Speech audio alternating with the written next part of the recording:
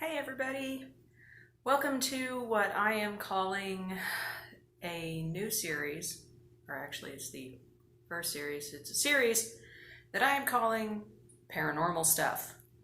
So this particular video is going to be entitled Tips to Creating Your Own Demon, or How to Trick Your Ovilus into telling you exactly what you want to hear.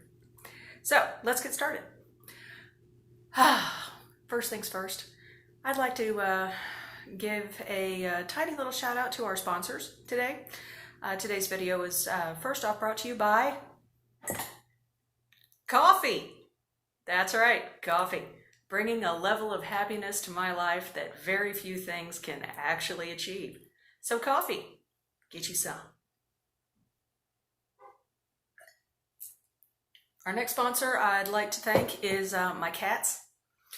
So my cats are sponsoring this video. My cats, Evie and Ringo, also known as Spastic Cat and Fluffy Butt. So if you hear me refer to either Spastic Cat or Fluffy Butt, I am referring to the cats.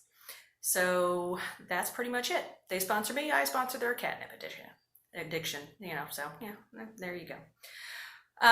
You'll probably see, it's pretty basic here. I don't have any fancy equipment. I am very bare bones. I don't have any of those, donut lights or, editing software or anything like that. I have basically my dining room window. I have a laptop that is about 8 or 9 years old, but hey, it works beautifully. I've upgraded the hard drive. It's fantastic. The only thing is it's missing the P key, so weird. But other than that, I have my dining room overhead light, and that's pretty much it. I'm simple. So I'm sorry if the lighting is bad. I apologize, but it's probably the best thing for you guys because, frankly, I'm funny looking. So there you go. So I'm going to preface this by saying that I am not a technical person very much. I say that I've been in IT for, quite some time, but technically speaking, mechanical engineering and things along those lines, that's not my forte. That's my husband. So I'm going to touch back to, how to trick your Ovilus into telling you what you want to hear. And what I mean by that is, we'll get to that. But I do want to preface this by saying that if you intentionally try to trick your Ovilus, it might not work. So just an FYI on that one. So just to let you guys know who I am, I'm Shannon. Hi. I am in Texas. I am a ordained minister, have been since 1997, so do the math. It's about, 23 years now? So, sorry, the cat knocked over the phone. For 23 years now, and it's kind of been an adventure, and I apologize for the technical difficulties. So, so here's the deal. Been a minister for about 23 years. I am ordained Unitarian. So if that kind of, if you care, if you don't, bye. I have been a paranormal investigator since I was 16 years old. I am now 46, so that is 30 years. That is 30 years of paranormal investigating. Everything that I say in this video is my opinion, okay? It's my opinion. It's kind of theory, my theory, versus technological exactness, which isn't really a word, but hell, I'll make it up. The Ovilus. Probably one of the best things to cross the paranormal investigation world ever.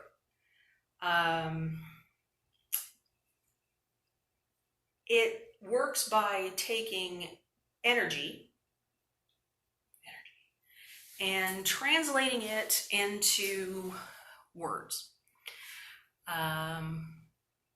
The mechanical gurus and engineers and whatnot that put the Ovilus together and program it and everything enter in a dictionary database, basically, into the machine, so that based on certain energy fields and things along those lines, those energy fields create words. And I don't exactly know what the individual words look like energy speaking. Don't know. But what it does, though, is, again, it translates energy into words. That being said, fear is one of the strongest energies you can put out into the universe. Okay? The whole concept of what you put out into the universe, you get back. Yeah, that's a thing. Happiness, joy, sadness, mad, disdain. One of the strongest ones, again, fear. If you fear something, whatever you do, don't say it out loud in front of an Ovilus. Okay? You get out of the Ovilus what you put into it. Okay? And what I mean by that is saying, they say that if you put positive energy out into the universe, you get positive energy back. Okay? And that also goes for negative energy, for, like I said, if you're any levels of disdain, any levels of sadness, if you project it out into the universe, it's going to come back to you. So, okay, you ever see the movie Like Water for Chocolate? Okay, the concept of that is cooking. That if you're sad while you're cooking, you project your sadness into the food. Or if you're happy when you're cooking, you project that happiness into the food. And that in turn has an effect on the person who's eating it. But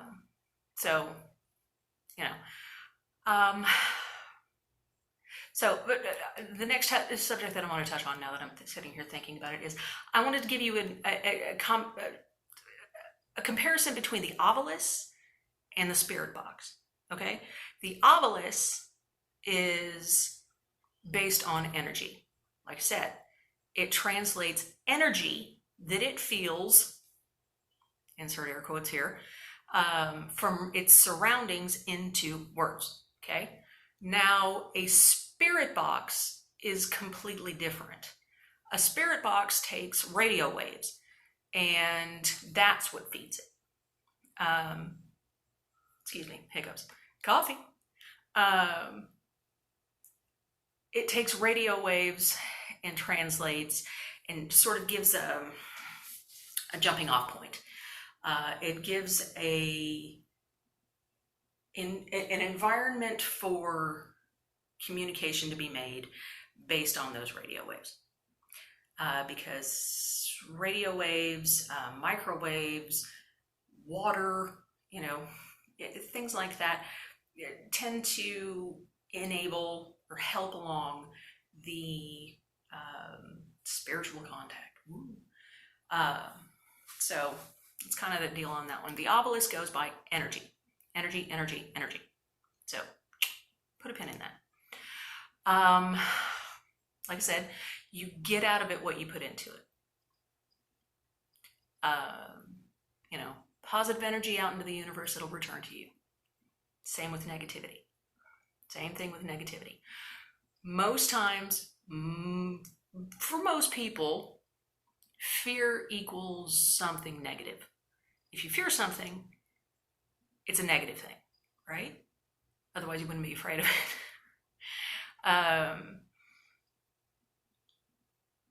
If you start an Ovilus session fearing something enough and putting that fear out into the universe,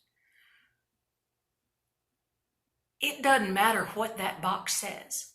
You could be sitting there and asking questions or just waiting for it to say something, and that Ovilus could spit out the word hamburger patty, and you would freak out and have a complete and total Dean Winchester cat in the locker moment. You know, it doesn't matter. If you have that fear, you're projecting. You are projecting. And the more you project, the stronger the emotion and the stronger the emotional energy that you're projecting, the more effect it's going to have on that obelisk. Now, and I have to apologize, Fluffy Butt is behind me on the table, and he's kind of wiggling. So if you hear his little bell going off, that's him. That's Fluffy Butt. So anyway, I go back to it. Now, I want to touch on a subject. I want to touch on it. I want to feel it. I want to get down with it. I want to just beat the poo out of this subject until until you like, and yes, I'm wearing pajama pants. Deal with it. Because, you know, quarantine. Hello. One of the most fear-inducing words in any language, is the word demon. Look at that. The universe is telling you something. It's like accentuating my point. That word is right up there with Satan, devil, evil, you know, but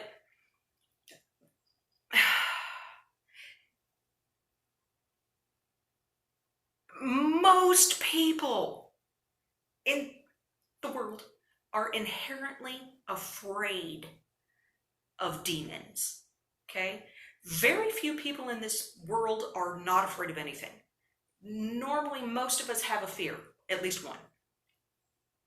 Be it heights, claustrophobia, spiders, snakes. You know, me, I can sit and watch, you know, videos of medical procedures all day long, but you stick a raisin in front of me and I will freak out. You'd think that Jesus was coming down right then and there, and that was it for me. Boom, gone. But okay, so demon. The absolute worst thing you can do during an Ovilus session, okay, is ask the question, are you a demon? Why?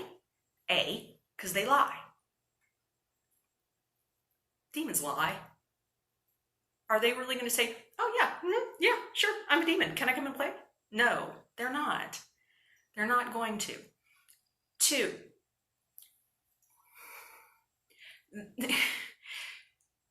if you go into an Ovilus session with the level of fear that most people have over the word demon, the concept of demons, the fear of having a demon in your presence, you are projecting. And you are going to project that fear, energy, straight at that obelisk, straight at it.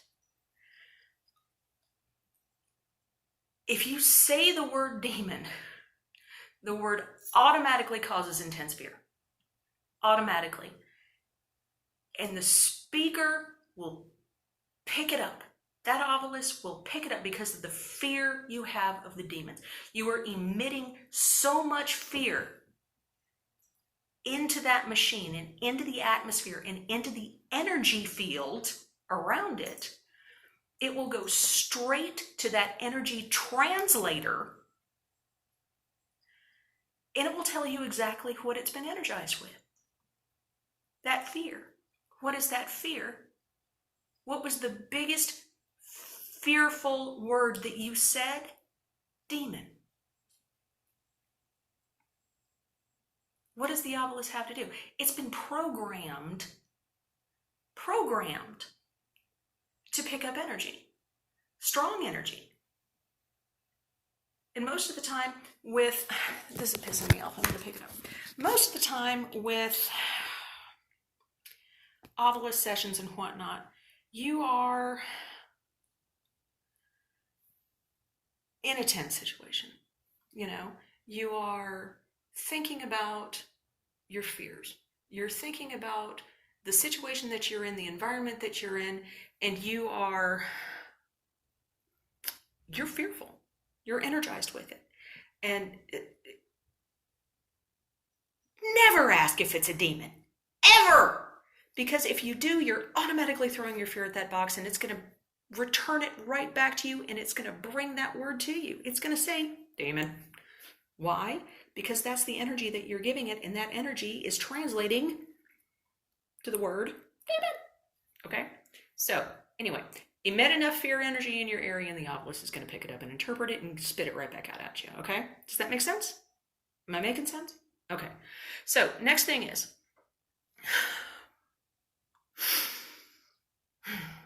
I was recently watching a live stream, okay? Watching a live stream. And if you're watching this, you will know who you are. There was a question of fear of whether or not somebody had something in their house. And it was so impactful to them that they kept saying, there's something in the attic, there's something in the attic, there's something in the attic. I just don't know what to do. There's something in the attic, attic, attic, attic, attic, attic, attic, attic. And the fear of these people built up about, you know, there might be something in the attic. The Ovilus started spitting out the word attic. Go up in the attic, because they kept saying it out. They kept being fearful of it. They kept being, oh, I'm so afraid, I'm so afraid, I'm so afraid. Don't tell it you're afraid. Why? Because you're spitting the fear at the Ovilus. Don't do it. I mean, you can be afraid, sure, but try not to be. Be calm. Try to be calm about it. Even if you're afraid, you can be calm and afraid at the same time. Don't flip out about it. Hang on. So, it ended up, they went up in the attic. They went up in the attic, they came back down. Creepy feeling in the attic, okay? They're on a live stream, okay? Live stream. Now, they missed something. They took that little camera up into the attic. They missed something up in the attic. And it wasn't until the folks that were participating in the live stream mentioned the object that they missed in the attic. My hair is making me mad, I apologize. So, they had no idea what was in the attic. They didn't know. So, of course, the Ovilus didn't start saying anything about what specifically was in the attic, just go in the attic, go in the attic, go in the attic. Until the people in the live stream told them that they missed the fact that there was a doll in the attic. Okay? As soon as they found out that there was a doll in the attic, that fear escalated, and the Ovilus started talking about a doll in the attic. Go up in the attic. There's a doll in the attic. Doll, doll, doll, doll. Attic, attic, attic, attic, attic. So basically, you can figure it out. Don't feed the Ovilus any more than what it needs to have. Try to be patient with yourself. If you are too fearful, turn it off, because you're only going to give yourself false positives. Not everybody should do Ovilus sessions. And I'm not saying that these people in particular, because they're quite competent people. You know, they've been very upfront and forward with the fact that they're not paranormal investigators, they're adventurers, they're urban explorers. You know, it's just that the paranormal investigation part is a bit intriguing, and that they've gotten more and more into it. So it's a learning curve. It's a learning curve, you know, and believe me, I still have the learning curve, and I've been doing this for freaking 30 years. I'm learning new stuff every day.